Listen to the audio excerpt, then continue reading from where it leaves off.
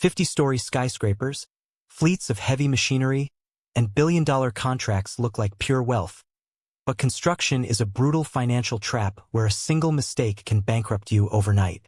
Turner Construction, America's largest builder, generates $29.2 billion in annual revenue, a figure larger than the entire GDP of several sovereign nations.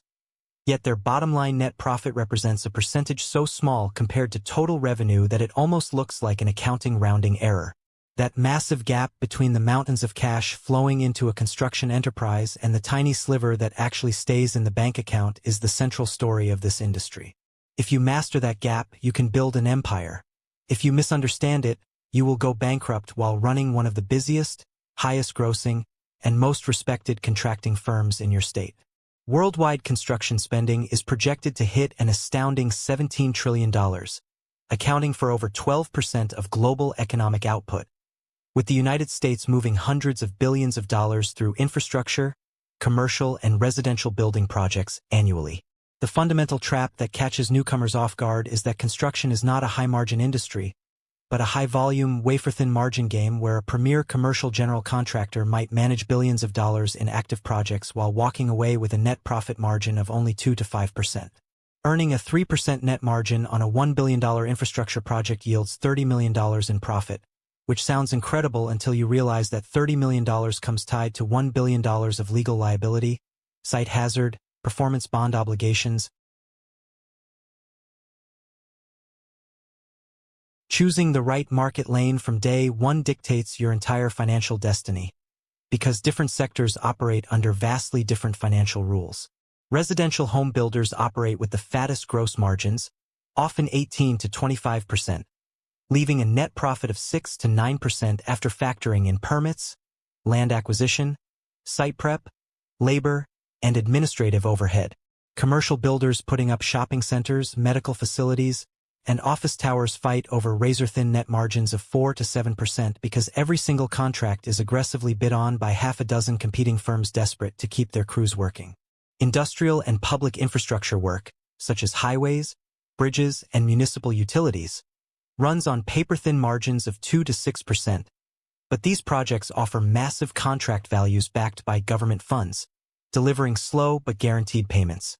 Renovation and remodeling, the unglamorous corner of the trade, quietly generates the highest net margins in the industry at 8 to 18%, simply because few contractors want to take on the unpredictability of opening up walls in a 50-year-old building with unknown structural hazards. A critical distinction that outside observers rarely grasp is the structural split between general contractors and specialty subcontractors. The general contractor acts as the public face of the build, signing the prime contract with the property developer, coordinating every trade, managing inspectors, and taking absolute accountability for project delays, keeping a net profit margin of 5 to 6% for absorbing that overwhelming liability.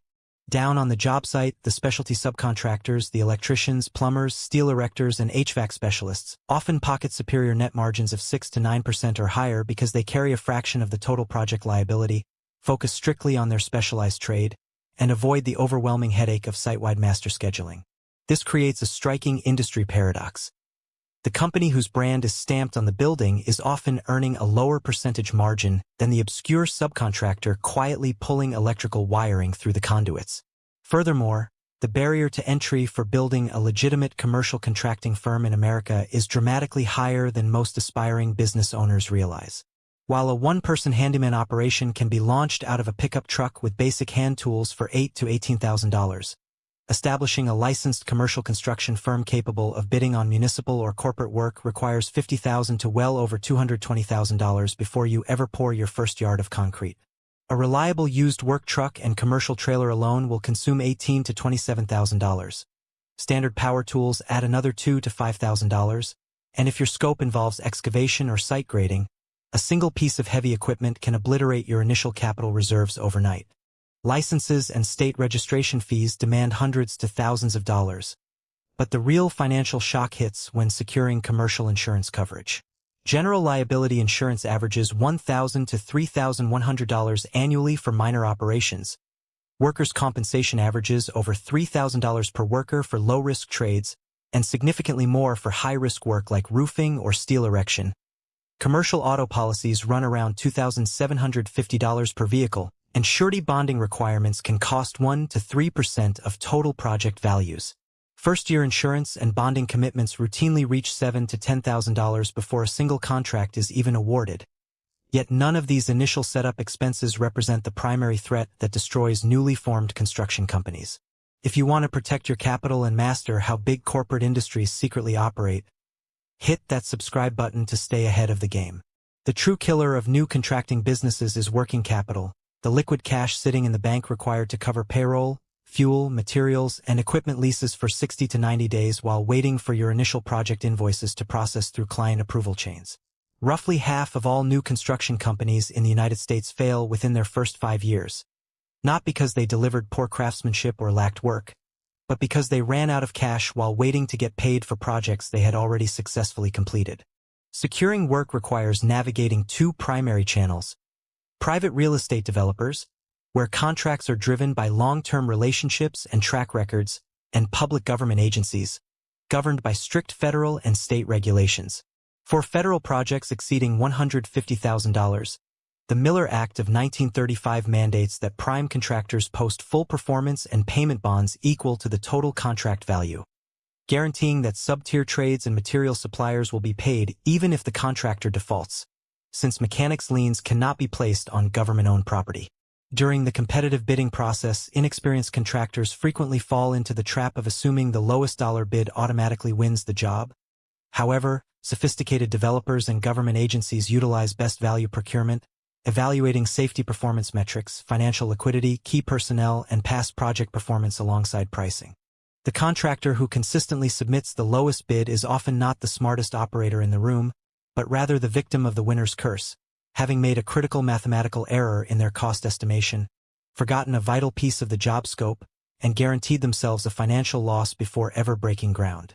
Managing an active construction project means governing a localized microeconomy split into 3 primary buckets: direct costs, such as raw materials, field labor, equipment rentals, and subcontractor payouts; indirect costs, including field supervision, temporary site utilities, trailer rentals, and safety gear; and general administrative overhead, covering corporate office rent, executive salaries, software licenses, and legal retainers.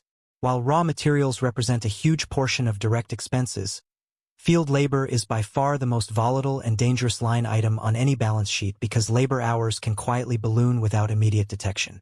If an estimator allocates 400 man-hours for a concrete pour and the site crew requires 500 hours due to poor weather or site logistics, that extra labor expense cannot be passed along to the client on a fixed-price contract.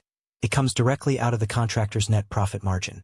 In an industry where net margins hover between 5 and 8%, a single major field mistake, such as pouring a structural foundation 18 inches off coordinate, triggers demolition, material waste, and scheduling delays that can easily consume 10% of the total project budget, meaning the contractor pays out of pocket for the privilege of working on the site. Material costs present an equally unpredictable challenge, with structural steel, lumber, electrical switchgear, and plumbing fixtures subject to drastic market swings. In recent years, structural steel prices jumped roughly 18% in a single 12-month span. Engineered lumber rose nearly 12%, and foreign material tariffs pushed effective taxes on imported aluminum and steel to multi-decade highs, forcing contractors who signed fixed-price contracts without material escalation clauses to absorb tens or hundreds of thousands of dollars in unexpected costs out of their own pockets. Experienced contractors combat this volatility by embedding strict price escalation clauses into their agreements, establishing clear thresholds where material cost increases beyond a set percentage are shared with or passed directly to the project owner.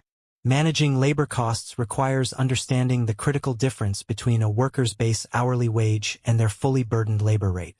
If a journeyman carpenter earns a base wage of $25 per hour, the employer must add roughly 17% for employer payroll taxes, 12% for workers' compensation insurance, and 15% for health benefits, paid time off, and retirement contributions, driving the actual cost of that worker to roughly $36 per hour. Estimating project bids using base wages instead of fully burdened rates guarantees a mathematical loss on every single man-hour spent on the job site, a mistake that often remains hidden until final accounting at project completion. The ongoing skilled trade labor shortage in the United States, driven by over 500,000 unfilled construction positions and over 40% of the current skilled workforce approaching retirement, continues to drive annual wage inflation up by 4%, compounding estimation risks for long-duration projects. Equipment management presents contractors with the constant strategic dilemma of buying versus renting heavy machinery. The correct decision hinges on equipment utilization rates, the percentage of time a machine actively operates on job sites generating revenue versus sitting idle in a storage yard. When utilization drops below 40%, renting equipment is financially superior because the fixed costs of ownership, including equipment depreciation, preventative maintenance, storage, and loan interest, exceed short-term rental rates. Conversely, when utilization exceeds 65%, purchasing equipment builds long-term equity and lowers the operational hourly cost. Contractors leverage Section 179 of the Internal Revenue Code, which allows businesses to deduct the full purchase price of qualifying heavy machinery and commercial vehicles in the year of acquisition rather than depreciating the asset over multiple years. For a contractor in a 35% tax bracket purchasing a $75,000 excavator, Section 179 provides up to $26,250 in immediate tax savings, effectively reducing the net purchase cost of the machine to under $49,000 and driving thousands of growing contractors to transition from equipment leasing to direct ownership. Beyond visible operational expenses, hidden profit killers quietly destroy construction firms from within, with field rework ranking as the single most devastating silent drain on capital. Industry research from the Construction Industry Institute reveals that direct field rework accounts for 5 to 12% of total project costs on complex commercial and industrial builds, meaning that on a $50 million construction contract, $2.5 million or more vanishes into tearing out and redoing improperly installed work. Because site supervisors often absorb rework hours directly into routine daily time cards without tracking them as separate cost items, business owners frequently fail to realize why their actual profit margins fall far short of initial estimates. Safety noncompliance represents another catastrophic risk, with standard occupational safety and health administration violations carrying penalties of up to $16,550 per citation, while willful or repeated safety violations surge to over $165,514 per individual violation. Because safety citations, particularly for fall protection violations, are assessed per worker found out of compliance. A single OSHA inspection discovering multiple unharnessed workers on a roof structure can generate hundreds of thousands of dollars in fines in a single afternoon, completely wiping out a contractor's annual profit on the project. The systemic danger of low-margin expansion is vividly demonstrated by the historic collapse of Carillion, once the second-largest construction and support services conglomerate in the United Kingdom, employing over 43,000 workers and managing hundreds of public hospitals, schools, and highway networks. In 2016, Carillion appeared remarkably strong on paper, reporting massive revenues, winning huge public infrastructure contracts, and paying out a record £79 million in shareholder dividends. However, just 10 months later, the company issued a shocking £845 million contract write-down, causing its stock price to crash by 70% in 48 hours.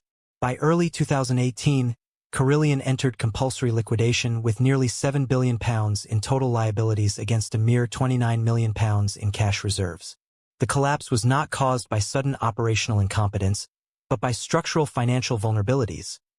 Aggressive acquisition of low-margin contracts to maintain artificial top-line revenue growth, excessive debt, and the heavy use of reverse factoring to delay supplier payments while continuing to issue rising shareholder dividends to project an illusion of financial health. Carillion's downfall proves the ultimate lesson of the construction world. Revenue is vanity, cash flow is sanity, and cash in the bank is survival.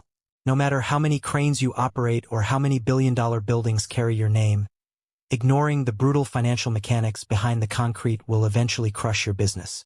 Mastering these hidden economic rules is what separates the legends who build lasting empires from the statistics who disappear overnight. Don't just build structures. Build a bulletproof financial legacy. To master the hidden numbers that govern the biggest business realities on Earth, hit that subscribe button right now.